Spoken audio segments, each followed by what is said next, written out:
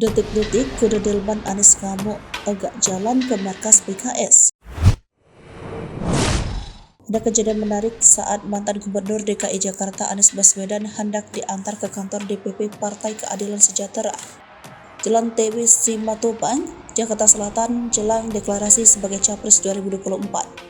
Kuda yang Anies tumpangi sempat mengamuk dan tidak mau berjalan ke kantor PKS. Hal tersebut terjadi di bumi perkemahan Ragunan, Jakarta Selatan. PKS menyiapkan rombongan delman untuk mengantar Anies. Anies menaiki delman dengan didampingi oleh Ketua DPW PKS Jakarta. Dia menyebut dirinya akan segera dideklarasi sebagai Capres. Anies awalnya duduk di bagian belakang delman, namun tidak lama kemudian Anies pindah duduk persis di samping Pak Kusir delman. Ketika delman Anies siap untuk berangkat ke kantor PKS, kuda yang membawanya sempat menolak berjalan.